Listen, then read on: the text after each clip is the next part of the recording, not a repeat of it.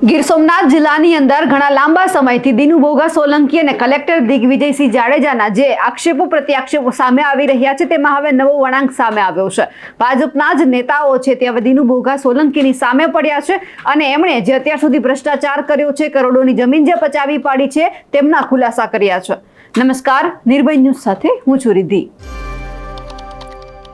ગઈકાલે આપણે જોયું હતું કે માજી ધારાસભ્ય જે જેઠાભાઈ સોલંકી છે તેમણે પ્રધાનમંત્રી નરેન્દ્ર મોદીને પત્ર લખ્યો અને કહ્યું હતું કે આ એ જ વ્યક્તિ છે કે જેમની કરોડો રૂપિયાની પાંજરાપોળની જે જમીન છે કલેક્ટર દિગ્વિજયસિંહ જાડેજાએ ખાલસા કરી હતી, તેને લઈને ક્યાંક ને ક્યાંક હવે જે દિનુ ભોગા સોલંકી છે તેમને પસંદ નથી આવ્યું કે મારી જમીન જે મેં કબજો કર્યો છે તે કોઈ પચાવી પાડી જાય, એમને કોઈ ખાલસા કરી જાય। એટલે ક્યાંક ને ક્યાંક આખો જે અત્યારે ભ્રષ્ટાચાર સામે આવ્યો છે, દિનુ ભોગા સોલંકીને ખબર નથી કે શેનો ડર સતાવી રહ્યો છે કે કેમ તે અત્યારે જે દિગ્વિજયસિંહ જાડેજા છે તેમની ઉપર આવા પ્રહારો કરી રહ્યા છે। પણ હવે સામે આવ્યા છે ભાજપના જ નેતાઓ જે અત્યારે ખુલીને મોરચો માંડી રહ્યા છે દિનુ ભોગા સોલંકીની સામે। તેમને સાંભળીએ।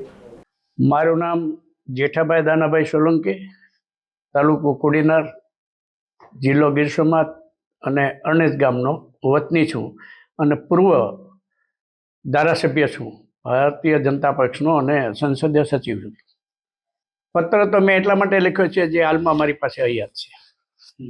પત્ર મેં આજે થોડા સમય પહેલાં કલેક્ટર અને ભાઈ દિનુભાઈ પૂર્વ સાંસદ વિશે જે કંઈ વેમનસ્ય ઊભું થયું છે એના કારણે જે કંઈ બોલતા હતા, એટલે અમને એવું લાગ્યું કે આ જિલ્લા ગીર સોમનાથ જિલ્લામાં અત્યાર સુધીમાં મારા 40 વર્ષના જાહેર જીવનમાં આવો કોઈ અધિકારી સરકાર તરફી અને સરકારને યશ અપાવતો હોય એવો કોઈ અધિકારી જો મેં જોયો હોય તો એમાં જાડેજા સાહેબ આવે છે, કલેક્ટર શ્રી ગીર સોમનાથ। અને એવા સુંદર સરસ કામ કરનારા માણસને બદનામ કરવા માટેના જે વાણી વિલાસ જે કરે છે એ જોઈને મને એમ લાગ્યું કે સરકાર શ્રી આ દેશના આદરણીય વડાપ્રધાન મારા પૂજનીય છે અને આ ગુજરાતના મુખ્યમંત્રી ભાઈ શ્રી ભૂપેન્દ્રભાઈ પટેલને મેં નમ્ર વિનંતી કરું છું કે આવા અધિકારીને થાય એટલું સારું કામ કરે છે એટલા માટે એને બળ પૂરું પાડજો, એને નુકસાન ન થાય એ જોજો। એ તો એ પોતાના પગમાં બળે છે અને ડુંગરે ચડવાની વાત કરે છે, એને ખરેખર પોતાનો ઇતિહાસ તપાસવો જોઈએ। 1984માં આ વ્યક્તિ, હું જાહેર જીવનમાં આવ્યો એટલે અમે એને જાહેર જીવનમાં અમારી સાથે આવ્યા છે, ત્યારે એની શું સ્થિતિ હતી ને અત્યારે શું સ્થિતિ છે એની સરકાર દ્વારા જો તપાસ કરવામાં આવે, ઊંડી તપાસ કરવામાં આવે તો એ બોલે છે બધું સાબિત થઈ જાય। એટલે એને જે કઈ સરકારશ્રીએ કલેક્ટરશ્રીએ કંઈક મને એવું મેં સાંભળ્યું છે કે પાંજરાપોળની જે જમીન છે એ ખૂબ મોટી જમીન છે અને એ જમીન એને પોતાના નામે લઈ લીધી છે। એના ઘણા બધા પ્રશ્નો હશે અને એ સરકાર હવાલે મૂકવાની કલેક્ટરશ્રીએ જે કર્યું છે એટલે ઘણા લાંબા સમયથી આ ભાઈ કલેક્ટરની વિરુદ્ધમાં બફાટ કરે છે। મેં પત્ર લખ્યો છે દેશના આદરણીય મહોદય નરેન્દ્રભાઈ મોદીને અને કોપી મેં ગુજરાત રાજ્યના મુખ્યમંત્રીને આપ્યો છે। એમાં મેં મારી સત્ય તમામ હકીકતો એ પત્રમાં મેં રજૂ કરી છે, એ પત્ર હું આપને આપું છું। વ્યક્તિગત સ્વાર્થ જ, કોઈ પ્રજાના પ્રશ્નો માટે નહીં। પ્રજાને તો અહીંયા આવા અધિકારીઓને કબજામાં રાખીને અધિકારીઓને બેહાલ કરી નાખ્યા છે, નાના નાના વેપારીઓને બેહાલ કરી નાખ્યા છે। કોડીનાર તાલુકામાં સારો માણસ અત્યારે વેપાર કરવા માટે તૈયાર નથી, તાલુકો છોડીને બીજી જગ્યાએ સ્થળાંતર કરવા માટે બધા લોકો નીકળી પડ્યા છે। મેં આક્ષેપ કર્યો નથી, સત્ય હકીકત રજૂ કરી છે। એ તો મેં એટલા માટે આક્ષેપ નહીં, મારી સત્ય હકીકત રજૂ એટલા માટે કરી છે કે મારી હયાતીમાં ઘણા બધા અધિકારીઓને ધમકાવ્યા છે, ડરાવ્યા છે ને એને જાહેર જીવનમાં તમે તપાસ કરો ને તો તમને ઘણી બધી વિગતો મળશે। તમે કલેક્ટરને સમર્થન કરશો? વ્યાસ કલેક્ટર સારો માણસ છે અને સમર્થન કરવા, આવા અધિકારીઓને સમર્થન કરવા માટે અમારી સંપૂર્ણ તૈયારી છે। એ તો એમની માનસિકતા છે, પૂર્વ સાંસદ દિનુભાઈ સોલંકીની માનસિકતા છે। તે વખતે ક્યાં ગયા હતા ભાઈ? તે વખતે કેમ એની આડા ન આવ્યા કે ભાઈ આ શું કામ પાડો છો, ગરીબ માણસનું રહેવાનું ઠાણ છે એ ક્યાં જશે, એવું કહેવા તો કોઈ દી આવ્યા નથી। આ તો પોતા ઉપર જ્યારે ઘા આવ્યો છે એટલે પછી ભાઈ ઉપડી પડ્યા છે। સરકાર પાસે શું માંગણી કરશો? સરકાર પાસે તો હું એટલી જ વિનંતી કરું છું આદરણીય નરેન્દ્રભાઈ મોદી, અમિતભાઈ શાહ સાહેબ અને આ મુખ્યમંત્રી ગુજરાતના ભૂપેન્દ્રસિંહભાઈ પટેલને કે આવા સનિષ્ઠ અધિકારીઓ અમારી દ્રષ્ટિએ સારા અધિકારી છે, આવા સારા અધિકારીને રાખશો તો સરકારની વાહવા થાય છે અને વધારે વાહવા થાય છે, થશે, એમાં કોઈ શંકાને સ્થાન નથી। હું ભીખાભાઈ કાળાભાઈ ગોહિલ, કોયલી ખાણ મારું ગામ છે. પૂર્વ સરપંચ અને હાલ ભારતીય જનતા પાર્ટીના બક્ષીપંચ મોરચાના ઉપાધ્યક્ષ ગીર સોમનાથ જિલ્લા પાર્ટીમાં કામગીરી કરું છું. સત્યતા તો એવી છે, ગુજરાત સરકાર અને દેશના સન્માનીય વડાપ્રધાન શ્રી પબ્લિક હોય કે રાજનેતાઓ હોય, જે લોકોએ અનલીગલી જે જમીનો પચાવી પાડી છે, અનલીગલી દબાણો કર્યા છે, તેને ખાલસા કરવા માટે સરકાર સતત પ્રયત્ન કરી રહી છે. ત્યારે કોડીનાના પૂર્વ સાંસદ દિનુભાઈ સોલંકી જે તેમની પાંજરાપોળની જમીન છે તે પચાવી પાડી છે, તેના ટૂંક સમય પહેલા માનનીય કલેક્ટર દિગ્વિજયસિંહ જાડેજા સાહેબ અને તેમની ઓફિસો દ્વારા જે ખાલસા કરવામાં આવી છે તેનો રાજદેશ રાખી ને આ માણસ છે અત્યારે કલેક્ટર ઉપર ગંદા આક્ષેપ કરે છે તેવું અમારી જાણમાં આવેલું છે.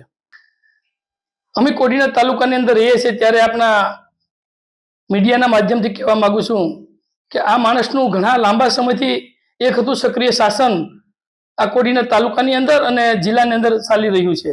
આ માણસે તેમના મળતિયા અધિકારીઓ પાસે તાપ દબાણ વંશમાં લાવી અને ખૂબ મોટી મિલકતો 2 નંબરની બનાવેલી છે ને પોતે ચોર કોટવાલે દંડે તેવી અખત્યાર નીતિ જો કરતા હોય તો આપણા મીડિયાના માધ્યમથી હું એ કહેવા માંગુ છું કે ગીર સોમનાથ જિલ્લાના કલેક્ટર ગાયકવાડ સરકારથી અત્યાર સુધીની કામગીરીમાં અમે આવા કલેક્ટર ક્યારેય જોયા નથી ને જોશું નહીં એવી અમારી આસ્થા છે. ના, આ તો બધી જૂઠ વાતો હોય એવું મને લાગે છે.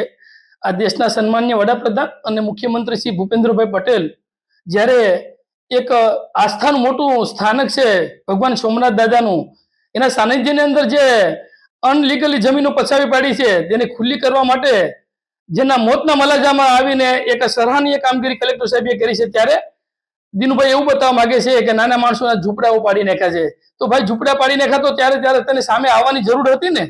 અત્યારે તને ઝૂંપડા પાડી નાખવાની વાત આવી છે, અત્યારે તમને ભ્રષ્ટાચારી લાગ્યા છે. તો સાહેબ તો ઘણા સમયથી ગીર સોમનાથ જિલ્લાની અંદર ફરજ બજાવે છે, તો રાતોરાત તમને ભ્રષ્ટાચારી કેમ થઈ ગયા? આ તો માત્ર ને માત્ર પોતાના વ્યક્તિગત ઘર ઉપર ઘા આવ્યો છે એટલે કલેક્ટરને બદનામ કરે છે તેવી અમારું માનવું છે. કારણ કે પોતાની મિલકત ખાલસા કરી છે, એ કરોડો રૂપિયાની જમીનની અંદર અહીંયા અનલીગલી રીતે આંબાઓ નાખી અને પસાવી પડી છે, જેમાં સરકારની લાખ છે ને એમાં સરાહનીય કામગીરી કલેક્ટર સાહેબ કરે છે, જેની વ્યથાથી આ માણસ આકડો બાકડો થયો છે. આ દેશની અંદર વ્યક્તિએ પોતાના હક માટે લડવું એનો સ્વતંત્ર અધિકાર છે, એમાં આપણે ના ન પાડી શકીએ. તો પૂર્વ સાંસદ કોઈના પર આંગળી એક સિંધતા પહેલા પોતાના સામે કેટલી આંગળી છે એ વિચારી લેવું જોઈએ. આ કોડીનારના પૂર્વ ધારાસભ્ય અને જુનાગઢના પૂર્વ સાંસદ દિનુભાઈ બોગાભાઈ સોલંકી દ્વારા કેટલી 2 નંબરની સંપત્તિ બનાવી છે. આજે જ એક સવારની અંદર પોતાની રાજમોતી ટ્રાન્સપોર્ટ નામની વર્ષોથી પેઢી હાલતી હતી, તેના ઘર ઉપર રેલો આવ્યો એટલે એને આંગણવાડીનો બોર્ડ મારી અને તેના મળે ત્યાં માણસોને આડાસુ ઉડાવી દીધા હતા. આજે એક સરાહનીય કામગીરી કરી છે અને તેને જમીન દોસ્ત કરી છે. જ્યારે આ તો એક સામાન્ય ઉદાહરણ રૂપ છે. તો સન્માનીય કલેક્ટર સાહેબને હજી વિનંતી કરું છું કે સરકારને હજી વિશેષ માહિતી આપો.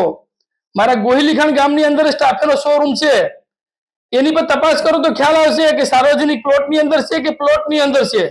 એટલું જ નહીં, કડવાસણની ગૌસરની જમીનમાં ખૂબ મોટા પાયે ખનિજ કાઢેલું છે, તેની બાજુમાં જ જમીન આવેલી છે, પેટ્રોલ પંપ છે, તેની પાછળ કેટલી માલિકીની જમીન છે અને કેટલી સરકારી જમીનો કુંડેલી છે, જેમાં મૂળ દ્વારકા હોય, વેલણ માઢોળ કોટડા હોય, અરીઠિયા હોય, હરમડિયા હોય, કડોદરા હોય કે અન્ય જગ્યાએ હોય. અમે એક વિશેષ બધીની માહિતી ભેગી કરી અને ગીર સોમનાથ કલેક્ટરના માધ્યમ દ્વારા અમે સરકારને એક આવેદનપત્ર આપવા માંગીએ છીએ કે પોતે કલેક્ટર સાહેબના ઉપર બદનક્ષીના આક્ષેપ કરતો હોય તો આ ભાઈ કેટલો દૂધે ધોયેલો છે તો તેની તપાસ કરવામાં આવે તો ખ્યાલ આવશે કે કેવડો મોટો ભ્રષ્ટાચારી છે.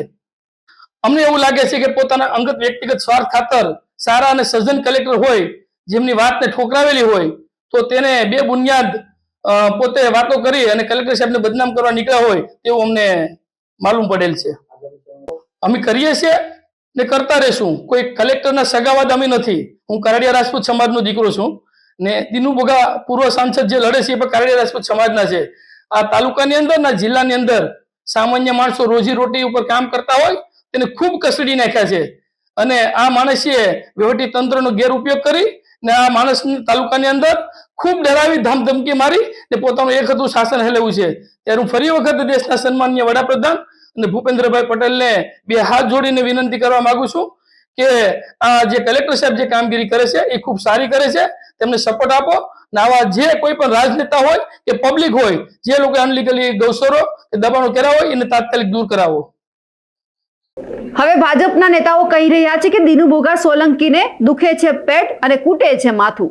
હવે એ ખબર નથી પડતી કે એમને શેનો ડર લાગી રહ્યો છે દિગ્વિજયસિંહ જાડેજાને લઈને, કારણ કે એમણે રાજકોટની અંદર જઈને પ્રહાર કર્યા હતા અને ગઈકાલે પણ આપણે જોયું હતું કે જાહેર સભા સંબોધી હતી અને તેમાં પણ જે તમામ સરપંચો હતા તેમની સામે જ કલેક્ટરને લઈને તેમણે અનેક નવા ખુલાસા કર્યા છે. પણ હવે ભાજપના જ નેતાઓએ મોરચો માંડ્યો છે, એટલે ક્યાંક હવે જૂથવાદ પણ અહીંયા દેખાઈ રહ્યો છે. ઘણા બધા નેતા એવા છે કે જેમને દિનુ ભોગા સોલંકી ભાજપમાં છે તે પસંદ નથી આવતું, પણ હવે એ જોવાનું છે કે આખો મામલો સામે તો આવ્યો છે, પણ આમાં દિગ્વિજયસિંહ જાડેજા ક્યારે પ્રહાર કરે છે, ક્યારે બોલે છે. અમારા અહેવાલને લઈને આપનું શું કહેવું છે કમેન્ટ કરીને ચોક્કસથી જણાવજો. સાથે જ અમારી નિર્ભય ન્યૂઝ ચેનલને લાઇક, શેર અને સબસ્ક્રાઇબ કરવાનું ભૂલશો નહીં. નમસ્કાર.